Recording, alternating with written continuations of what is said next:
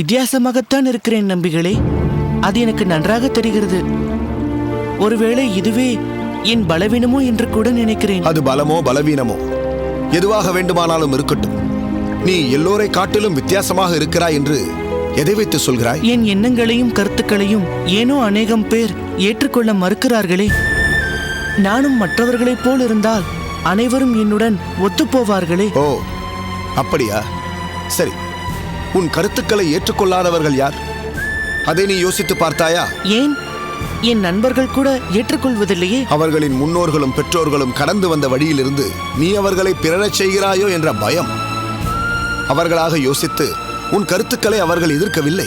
சொல்லப்போனால் மாற்றி யோசிப்பதே தீது என்று நினைப்பவர்கள் அவர்கள். இப்போது உன் கருத்துக்களை எதிர்க்கும் பெரியவர்களையும் மற்றவர்களையும் எடுத்துக்கொள். உன் கருத்தை சற்றே கூட அலசி பார்க்க அவர்கள் விரும்பவில்லை. உடனடியாக அதை மறுக்கிறார்கள். ஏன் தெரியுமா? இவன் ஒரு சிறுவன், இவனுக்கு என்ன தெரியும் என்ற அலட்சியமும் அகம்பாவமும் கூடிய அவர்களின் போக்கு. இருக்கலாம். இதனாலேயே நான் தனிமைப்படுத்தப்படுகிறேன். சிறுவனான ஒருவன் மனதில் இப்படிப்பட்ட எண்ணங்கள் எழுவது குற்றமா? இதை நான் என் மனதுக்குள்ளேயே மூடி வைத்துக் கொள்ள வேண்டுமா? முன்னோர்களால் ஏற்படுத்தப்பட்ட சில விதிமுறைகள் குறிப்பிட்ட சிலரை பாதிக்கும் போது அதை பார்த்து கொண்டு என்னால் அமைதியாக இருக்க முடியவில்லையே. அந்த பாதிப்பை எப்படியேனும் நீக்க வேண்டும் என்று நான் நினைப்பது தவறா? இதனால் என் பெற்றோர்களும் பாதிக்கப்படுகிறார்களே என்று நினைக்கும் போது எனக்கு விரக்தி மேலிடுகிறது. என்ன மக்கள் இவர்கள் என்று நினைக்க தோன்றுகிறது. உலகத்தையே வெறுக்க தோன்றுகிறது. அப்போது இந்த இயற்கையின் அரவணைப்பு மட்டுமே என்னை சற்று ஆறுதல் படுத்துகிறது. புரிகிறது ராமானுஜா. ஆனால் நீ இந்த விரக்தியிலிருந்து விடுபட வேண்டும். உன் எண்ணங்கள் உயர்ந்தவை. எல்லோரையும் சமமாக பாவிக்கும் பார்வையும் சாதி மத பேதம் இல்லாமல் நலிந்தவர்களுக்கு உடனடியாக உதவிக்கரம் நீட்டும் உன் பரோபகார சிந்தனையும் உன்னை ஒரு உயர்ந்த வைணவனாக காட்டுகின்றன. உன் தொலைநோக்கு பார்வை எனக்கும் உன் பெற்றோருக்கும், ஏன் உன் தாய்மாமன் திருமலை நம்பிகளுக்கும் நன்றாக புரிகிறது. ஆனால் மக்கள் உன் கருத்துக்களை ஏற்றுக்கொள்ள இது மட்டுமே போதாது. மக்கள் என்னை புரிந்து கொள்ள வேண்டும் என்பது என் எண்ணம் அல்ல. என்னை சுற்றி உள்ளவர்கள் என்னை புரிந்து கொண்டாலே போதும் என்றுதான் நான் நினைக்கிறேன். இல்லை ராமானுஜா, மக்கள் உன்னை புரிந்து கொள்ள வேண்டும். யாரடா இவன் என்று உன்னை திரும்பி பார்க்க வேண்டும். உன் உயர்ந்த எண்ணங்கள் அவர்களின் மனதில் புக வேண்டும். ஆனால் இதற்கெல்லாம் தடையாக இருப்பது என்ன தெரியுமா? உன் வயதுதான். என்னையே நீ இதற்கு உதாரணமாக எடுத்துக்கொள்ளலாம். ஒரு காலத்தில் பெற்றோருடனும் கூட பிறந்தவர்களுடனும் இருந்து கொண்டு கோவில் பெருமாள் என்று பக்தியில் திளைத்துக் கொண்டிருந்தேன். பெருமாளுக்கு அவ்வேளையில் நான் எந்த கைங்கரியமும் செய்யவில்லை. என் சகோதரர்கள் கூட என்னை சற்றே ஒதுக்கி வைத்துத்தான் பார்த்தார்கள். ஆனால் அவர்களின் எண்ணமும் ஒரு நாள் மாறியது. காலம் என்னை அவர்களிடமிருந்து பிரித்தது. செல்வத்தை உதறிவிட்டு நந்தவனம் அமைத்து பெருமாளுக்கு நான் கைங்கரியம் செய்ய ஆரம்பித்த பிறகுதான் என் குடும்பத்தாருக்கும் மற்றவருக்கும் என் தனித்தன்மை புரிந்தது. சாதாரண பார்கவதாசனான என்னை திருக்கட்சி நம்பிகள் என்று ஊர் அழைக்கலாயிற்று. எல்லாவற்றிற்கும் காலம் கனிந்து வர வேண்டும் ராமானுஜா. நம்பிகளே, நீங்கள் சொல்வதை பார்த்தால் காத்திருப்பது மட்டும்தான் இதற்கு வழி என்று சொல்கிறீர்களா? இல்லை, நான் அப்படி சொல்லவில்லை. காத்திருப்பது மட்டும் இதற்கு போதாது. காத்திருக்கும் அந்த காலகட்டத்தில் கல்வியை நீ முழு மூச்சாக கற்க வேண்டும். மக்கள் உன்னை ஒரு சிறந்த அறிஞன் என்று ஏற்றுக்கொள்ள வேண்டும். பிறகு நீ என்ன கூறினாலும் உலகம் அதை கூர்ந்து கவனிக்கும். உன் எண்ணப்படி மாற்றங்களை நீ ஏற்படுத்தலாம். ஏன், மக்களின் எழுச்சி மூலம் நடைமுறையில் இருக்கும் சட்டங்களையும் விதிகளையும் கூட திருத்தி எழுதலாம். இன்று மக்கள் உன் எண்ணங்களை மதிக்கவில்லையே என்று நீ கல்வியை அலட்சியப்படுத்துவாயே, ஆனால் உயர்ந்த உன் எண்ணங்கள் இந்த உலகத்திற்கு போய் சேராது. என்னை மிகவும் யோசிக்க வைத்து விட்டீர்கள் நம்பிகளே. உன் அப்பாவும் அம்மாவும் கூட இதையேத்தான் உனக்கு சொல்லி இருப்பார்கள். சில சமயம் பெற்றவர்கள் சொல்வது பிள்ளைகளுக்கு காதில் ஏறுவதில்லை. மற்றவர்கள் சொல்வது சுருக்கென உரைத்துவிடும். அப்படித்தான் இதுவும். விஷயங்கள் ஒன்றுதான், ஆனால் எடுத்துச் சொன்னவன் மூன்றாம் மனிதனான அடியேன். அதுதான் உன்னை இப்பொழுது யோசிக்க வைத்திருக்கிறது. ஆமாம், நீங்கள் கூறுவது முற்றிலும் உண்மைதான். ராமானுஜா, நீ கல்விகளில் சிறந்த ஒரு அறிஞனாக வா. இந்த உலகம் நிச்சயம் உன்னை ஏற்றுக்கொள்ளும். இன்று இந்த சிறுவன் ராமானுஜன் நாளை உலகம் போற்றும் ராமானுஜராக மாறுவார்.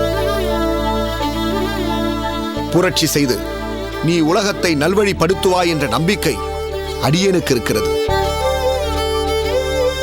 இந்த நம்பிக்கை உண்மையாக போவது உன் உறுதியான உள்ளத்தில்தான் இருக்கிறது.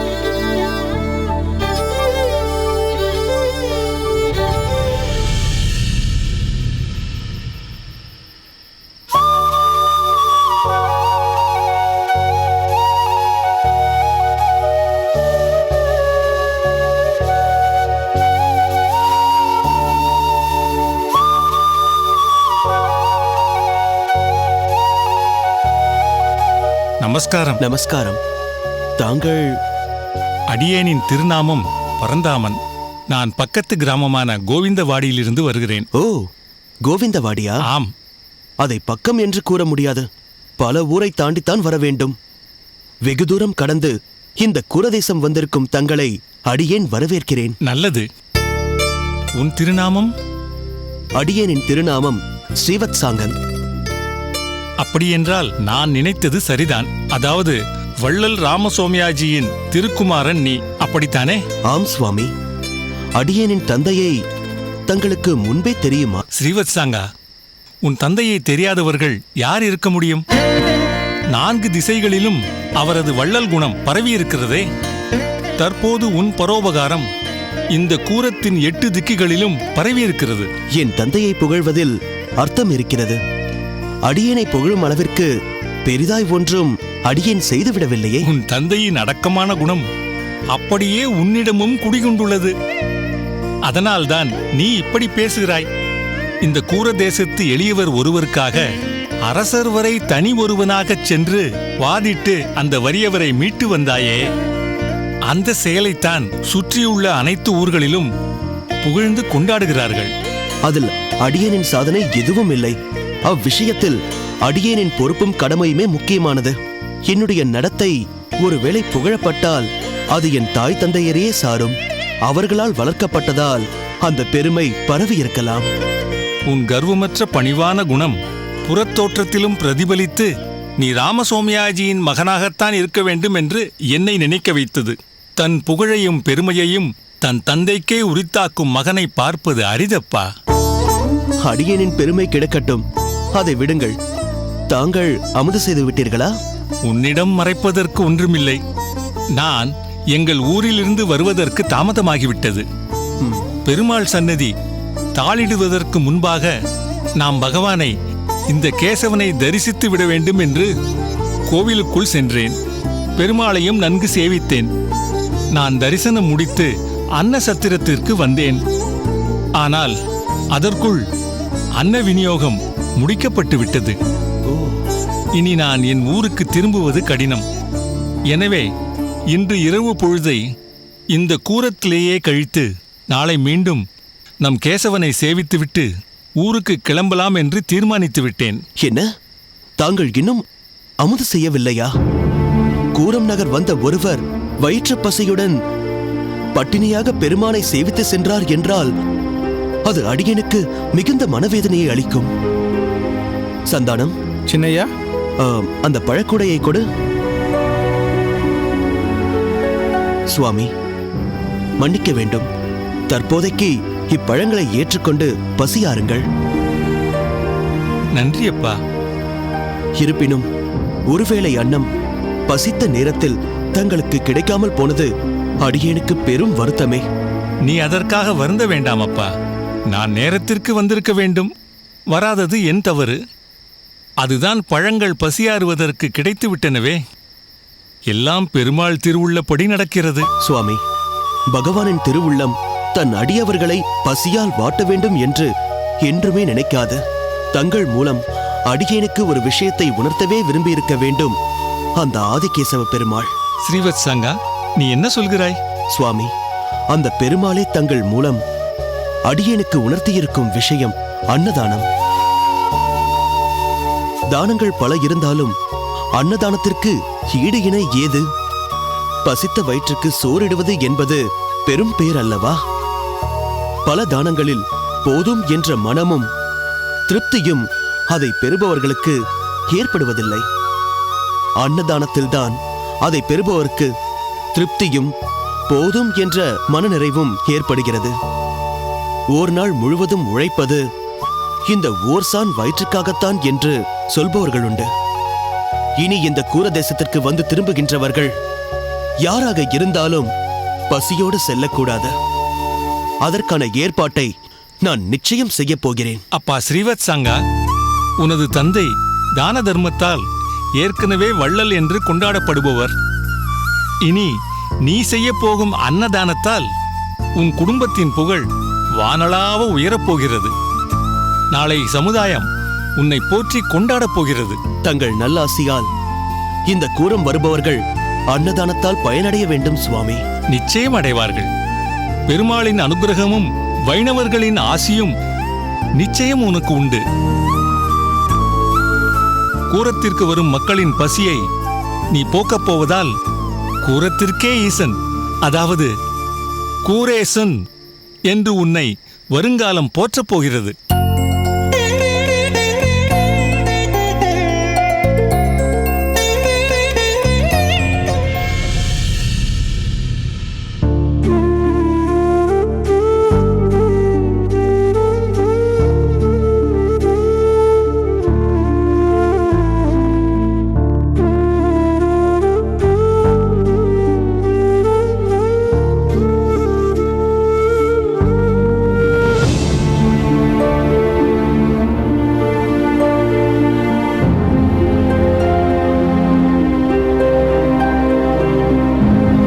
சோமியாஜி, வாருங்கள். எப்போது வந்தீர்கள்? சற்று முன்புதான் வந்தோம். பெரிய பிராட்டியும் வந்திருக்கிறாளா? ஆமாம், உங்களை பார்க்க திருப்பெரும்புத்தூருக்கு நான் போகிறேன் என்று சொன்னேன். உடனே அவள் அக்காவையும் அத்திம்பேரையும் பார்த்து நீண்ட நாள் ஆகிவிட்டன, நானும் வருகிறேன் என்று புறப்பட்டு விட்டாள். குழந்தை கோவிந்தனை அழைத்து வரவில்லையா? பக்கத்து வீட்டில் விட்டு வந்திருக்கிறோம். அவர்கள் நன்றாகவே பார்த்துக் கொள்வார்கள். அப்படியா? ஒரு முக்கியமான விஷயமாகத்தான் தங்களை பார்க்க வந்தேன். என்ன? உங்களுக்கு கன்னிமங்கலம் தெரியும் அல்லவா? தெரியும். உங்கள் ஊருக்கு பக்கத்தில் இருக்கிறதே. அங்கே வேதராமன் என்ற ஒரு பெரிய தனவந்தர் நாளை மறுநாள் பெரிய யாகம் ஒன்று நடத்த இருக்கிறார். அதற்கு உங்களையும் அழைத்து செல்லலாம் என்று இருக்கிறேன். நானா? நான் முன்மாதிரியெல்லாம் வெளியூர்களுக்கு செல்வதில்லை. அந்த மனோநிலையில் நான் இல்லை. உள்ளூரிலேயே கூட மிகவும் வேண்டியவர்கள் என்றால் மட்டுமே ஒத்துக்கொள்கிறேன். நீங்கள் அங்கு வந்தால் எனக்கு மிகவும் பெருமிதமாக இருக்கும். 2 நாட்களுக்கு முன்பு நான் வேதராமனை சந்தித்த போது, அடடா, கேசவ சோமியாஜி தங்களின் சகலையா, அவரையும் அழைத்து வாருங்களேன். அவர் வந்தால் யாகத்தின் சிறப்பு பற்றி கேட்கவே வேண்டாம் என்று பல முறை சொல்லிவிட்டார். இல்லை சுவாமி, என்னால் வர இயலாது. போய்விட்டு வாருங்களேன் சுவாமி. ஆமாம் அத்திம்பேர், நீங்கள் கண்டிப்பாக வந்துதான் ஆக வேண்டும். நீங்கள் இவரை ஒரு கல்யாணத்திற்கு தலைமை பிரகஸ்பதியாக ஏற்பாடு செய்து கொடுத்தீர்களே, அது மிகவும் நல்ல வேலை என்று நினைக்கிறேன். அதிலிருந்து இவருக்கு நிறைய வாய்ப்புகள். ஆஹா, நான் என்ன செய்தேன்? பெருமாளின் திருவுளம் அம்மா அது. சரி, நீங்கள் அந்த யாகத்துக்கு போய்விட்டுதான் வாருங்களேன். காந்திமதி, முன்பெல்லாம் நான் யாகத்திற்கு வெளியூர் செல்கிறேன் என்றாலே உன் முகம் வாடிவிடும். இப்போது நீயாகவே என்னை போகச் சொல்கிறாய்? ஆமாம் சுவாமி, நான் தான் போகச் சொல்கிறேன். தாங்கள் எத்தனையோ ஊர்களுக்கு சென்று பெருமாளை சேவித்தாலும் நித்தியப்படி சேவிக்கும் ஆதிகேசவனை சேவிக்க முடியவில்லையே என்ற ஏக்கம் தங்களை உள்ளூர அரித்துக் கொண்டிருக்கிறது. அப்படியெல்லாம் இருக்காது. இது கடுமையான தண்டனைதான். ஆனால் இவர் ஸ்தித பிரஜனாயிற்றே, இது அவரை ஒன்றும் பாதித்து விடாது. உங்களுக்கு தெரியாது, போகிறவர்கள் வருகிறவர்களிடமெல்லாம் இன்று பெருமாளுக்கு என்ன அலங்காரம் செய்திருக்கிறார்கள்? பட்டு பீதாம்பரம் அணிந்திருக்கிறாரா? மரகத பச்சை பதித்த வைர கிரீடம் அவருக்கு சாத்தி இருக்கிறார்களா என்று கேட்டுக்கொண்டிருப்பார். இதனால் அவர் பிள்ளைகளுக்கு வேதம் போதிப்பதிலும் நாட்டம் இல்லாமல் இருக்கிறார். இல்லை அத்திம்பேர், நீங்கள் இப்படி இருக்கக்கூடாது. நீங்கள் நினைத்தால் நிச்சயம் உங்களை மாற்றிக்கொள்ள முடியும். ஆனால் நினைக்காமல் இருக்கிறீர்கள். தன்னால் தானே அப்பாவுக்கு இப்படி ஒரு நிலை வந்துவிட்டது என்று ராமானுஜனும் ஒரு பக்கம் வேதனை கொண்டிருக்கிறான். இவர் வேதம் கற்பிப்பது நின்று போய் விட்டதால் அவனுக்கும் அதில் நாட்டம் குறைந்து போய் அவன் எங்கெங்கோ சுற்றி கொண்டிருக்கிறான். நான் இவரின் வேதனையை மாற்ற பாடுபடுவேனா, இல்லை ராமானுஜனின் வருத்தத்தை போக்க பாடுபடுவேனா? சொல் பார்ப்போம். இவர் பிள்ளைகளுக்கு போதிப்பது நின்று போய்விட்டது ஒரு புறம் வருத்தம் அளித்தாலும், அதைவிட மிகவும் வருத்தத்தக்க ஒரு விஷயம், இதனால் ராமானுஜனின் படிப்பு கெட்டுப்போகிறதே என்பதுதான். அவன் படிப்பு எக்காரணத்தை கொண்டும் இதனால் நிற்கக்கூடாது. நிற்காது.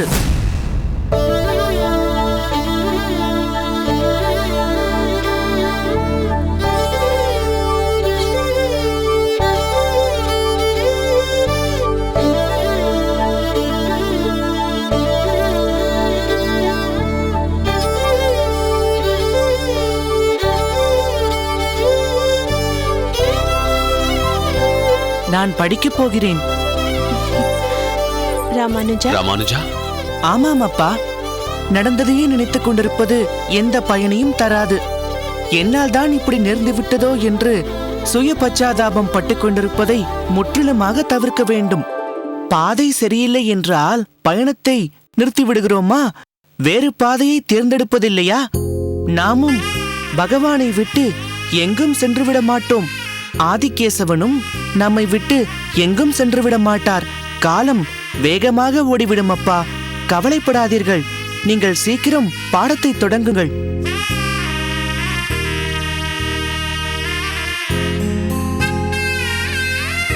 ராமானுஜா, நேற்று வரை இருந்தவனா நீ? எப்படி இந்த திடீர் மாற்றம்? கரைப்பவர் கரைத்தால் கல்லும் கரையும் என்று கேள்விப்பட்டதில்லையா அம்மா?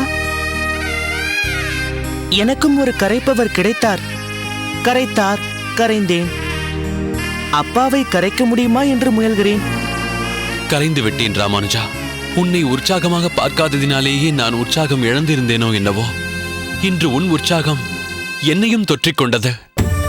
அத்திம்பேர், மீண்டும் இந்த சிரிப்பையும் உற்சாகத்தையும் உங்களிடம் பார்ப்பேனா என்றாகிவிட்டது. ராமானுஜா, நாளையிலிருந்து நான் மீண்டும் வேத பாடங்களை தொடங்கப் போவதாக நம் மாணவர்களிடம் சொல்லிவிட. ஆகட்டும் அப்பா. ஆஹா, இன்றே வேதராமனை பார்த்து என் சகலை யாகத்துக்கு வருவதாக சொல்லியிருக்கிறார் என்று சொல்லிவிடுகிறேன். அவரும் பூரித்து போவார். என்ன சுவாமி, சொல்லி தட்சணையை வாங்கிவிடவா? சொல்லுங்கள், நிச்சயம் வருகிறேன்.